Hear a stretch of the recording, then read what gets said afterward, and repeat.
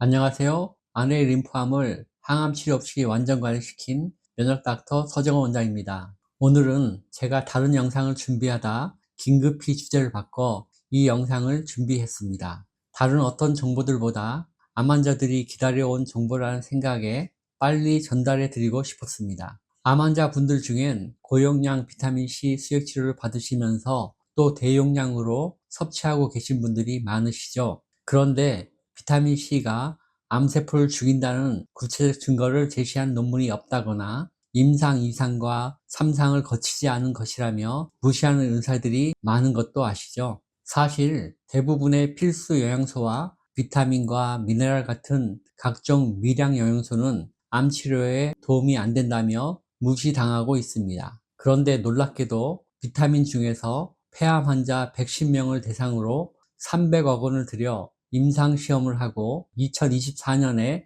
최고 권위 암 논문지에 그 결과가 보고된 것이 있습니다. 그동안 관심 대상이었던 비타민C에 대한 연구는 아니고 생소한 비타민 B3 관련 논문입니다. 논문의 결론을 미리 말씀드리면 비타민 B3를 표적 항암제와 병행해 복용했더니 폐암 환자의 평균 수명이 무려 2배가량 늘었다는 연구였습니다. 이 연구가 저의 주목을 끈 것은 세 가지 이유 때문입니다. 첫째는 어떠한 경제적 부가가치를 얻을 수 없는 비타민의 암치료 임상 연구에 건강보험공단이 220억 원을 투자했고 다른 곳에서도 80억 원을 투자했다는 것입니다. 두 번째는 비타민 B3 중 나이아신 아마이드를 폐암 표적 항암 치료제인 1회사와 병행 복용했더니 1회사만 단독 투여한 군에 비해서 생존 기간을 13개월 늘렸다는 놀라운 결과입니다. 세 번째는 나이아신 아마이드가 암 억제 유전자 중 렁스3의 기능을 회복시켜서 암세포의 죽음을 결정해 주었기에 암세포가 자살했다는 것이었습니다. 나이아신 아마이드로 폐암을 치료한 연구에 대해선 연구 당사자인 배석철 의대 교수님의 유튜브를 시청하시면 좋겠습니다. 제가 연구 당사자보다 잘 설명하는 건 불가능하니까요. 저는 자연치유와 면역치료를 강조하는 면역 닥터로서 이번 연구가 암치료에 가져온 혁신적인 의미를 세 가지 측면에서 설명드리려 합니다. 배석철 교수님은 제가 보기엔 진짜 제대로 미친 연구자입니다. 아마 의료시장을 아는 다른 연구자들도 저와 같은 평가를 할 것입니다. 배 교수님은 30년 전에 렁스3라는 암 억제 유전자를 세계 최초로 발견하셨답니다. 그리고 이 유전자가 돌연변이 된 게 아니라 단지 스위치 기능이 저하된 것이라는 것을 알고 다시 스위치 기능을 회복시킬 물질을 찾는 연구를 했다 합니다. 그렇게 찾은 물질이 비타민 B3 중 하나인 나이아신 아마이드였습니다. 그런데 보통의 연구자라면 비타민이 가장 좋은 물질이란 확신이 들어도 이 연구를 하지 않습니다. 비타민은 특허를 얻을 수 없고 특허를 획득하더라도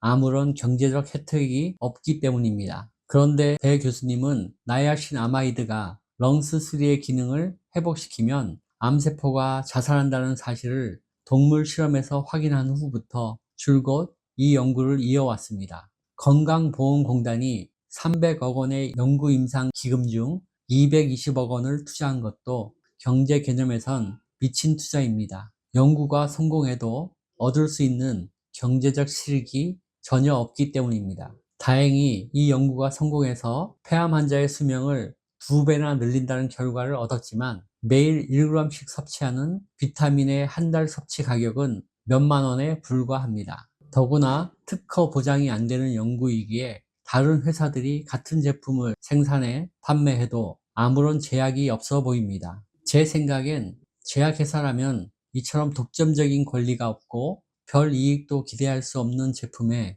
생산 라인을 들여서 생산하지 않을 것 같아 보입니다. 그런데 배 교수님은 이 연구에 30년을 바쳤고 300억 원의 눈먼 돈이 투자되었습니다. 아마 이 연구 기금이 그냥 낭비하는 것이란 걸 모르고 투자하진 않았을 것입니다. 당연히 알지만 인류를 위한 마음으로 투자한 것이라 생각합니다. 그래서 저는 이 투자를 결정한 분들을 생각하면 소름이 돋습니다. 하늘이 준 시대적 소명으로 받아들이지 않았다면 감히 꿈조차 꿀 수 없는 투자라는 생각이 듭니다. 배석철 교수님이 연구한 나이아신 아마이드의 항암 보조 효과 연구도 정말 미친 수준의 결과를 보여줍니다.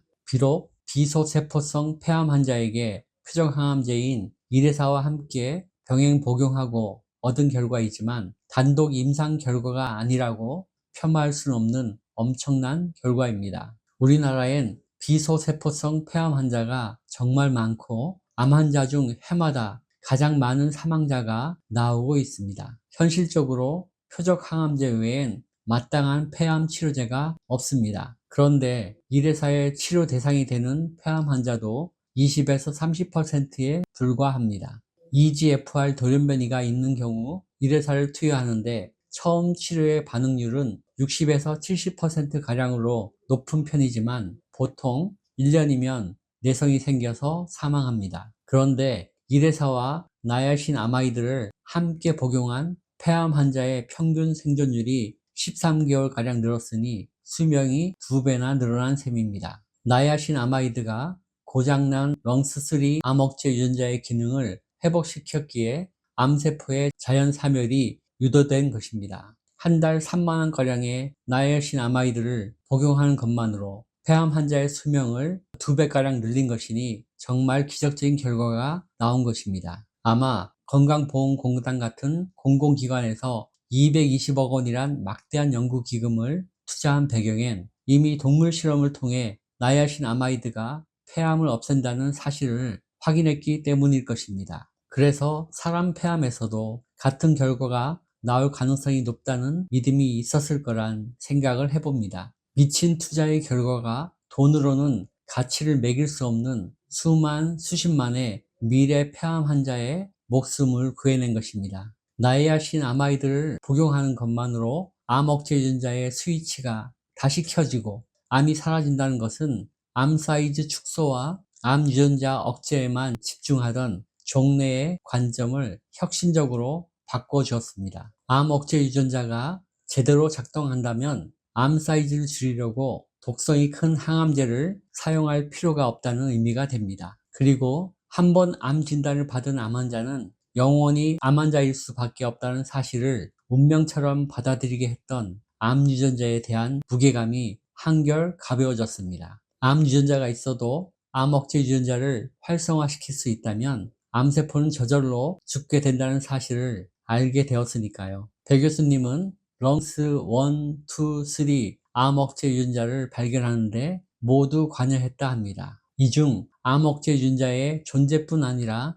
그 기능까지 자신이 모두 밝힌 것은 렁스 3라고 합니다. 배 교수님이 표현하시는 이 유전자의 기능은 정말 특이합니다. 세포의 생존과 죽음을 결정해주는 유전자라고 합니다. 렁스 3가 죽음을 결정한 세포는 죽고 생존을 결정한 세포는 계속 생존한다 합니다. 암 유전자로부터 계속 분열하라는 명령을 받고 있는 암세포라도 렁스3가 죽음을 결정해주면 자살합니다. 그래서 이 유전자의 기능이 더욱 중요한 것입니다. 렁스3의 기능이 회복되면 암 유전자가 암세포를 분열시키더라도 계속 자살하게 만들 테니 암을 가지고도 장기 생존할 수 있습니다. 이것은 암 환자에게 새로운 희망을 주는 복음과 같습니다. 그런데 렁스3의 작동 방식은 온-오프 스위치와는 다릅니다. 완전한 온 상태나 오프 상태가 아니고 0%에서 100%까지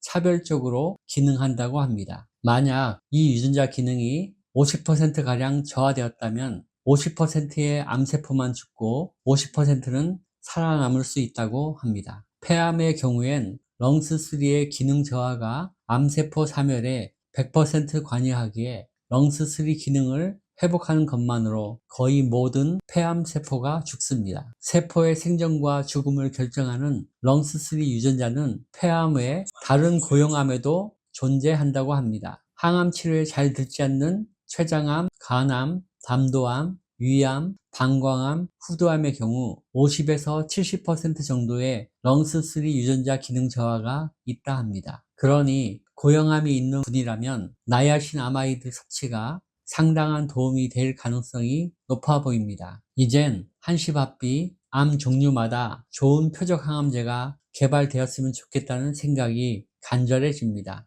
표적 항암제가 암 유전자의 세포 분열 유도를 억제하고 나이아신 아마이드가 렁스3 유전자의 암세포 자살을 유도하는 양면 치료법이 가능해질 테니까요. 하지만 쉽지 않은 희망입니다. 암 종류마다 암 유전자의 숫자가 너무 많아서 모든 암에 대한 표적 항암제 개발은 단기간엔 어렵습니다. 또한 렁스3가 암세포의 자살을 돕는 유일한 암 억제 유전자는 아닙니다. 또 다른 암 억제 유전자가 발견되어야 합니다. 그래도 나이아신 아마이드가 암 억제 유전자인 렁스3 기능을 회복시켜 암세포를 자살하게 만든다는 사실은 분명 큰 희망입니다. 단지 건강에 약간의 도움만 줄 것이라 생각했던 비타민이 렁스3 유전자에 관여해서 암을 억제할 수 있다면 다른 영양소에게서 새로운 희망을 찾게 될 가능성도 열려 있기 때문입니다. 암 치료에 필요한 유전자의 기능들을 되살릴 모든 영양소를 자연으로부터 얻을 수 있다고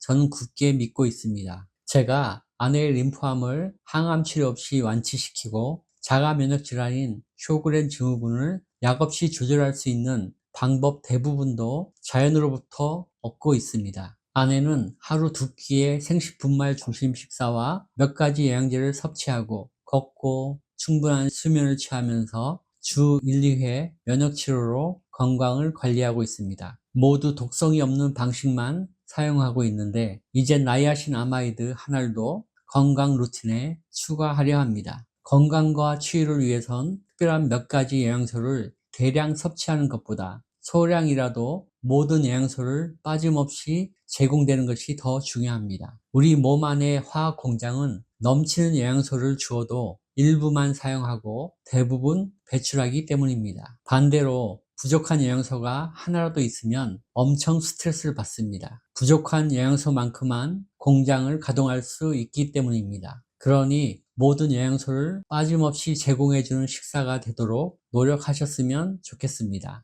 몸에 좋다는 것만 찾아 먹으려 하는 것은 우리 몸의 유전자 기능을 저하시킬 가능성이 높습니다. 이제 내용을 정리하겠습니다. 밝혀진 암 유전자가 수백 종이고 암 억제 유전자도 50종이나 됩니다. 이 중 비타민 B3, 나이아신 아마이드를 보충해 주는 것만으로도 암 억제 유전자 기능이 회복되고 폐암이 치료된다는 논문 내용을 살펴보았습니다. 한두 개의 유전자 이상만으로 암이 생기지는 않습니다. 수많은 유전자 돌연변이가 생기고 기능을 잃고 사라져야 암이 생깁니다. 그러니 비타민 B뿐 아니라 비타민 A, C, D, E도 결핍이 없도록 골고루 채워주는 게 유전자 기능 회복을 위해서 유리합니다. 병원에선 셀레늄과 아연 보충에 관심이 많은데 다른 미네랄도 보충해야 합니다. 무염식은 금물입니다. 암세포가 포도당을 먹는다고 당을 과도하게 제한해서는 안 됩니다. 모든 영양소를 골고루 가급적 자연에 가까운 상태로 섭취하는 게 좋습니다. 나이아신 아마이드 같은 특정 비타민 섭취가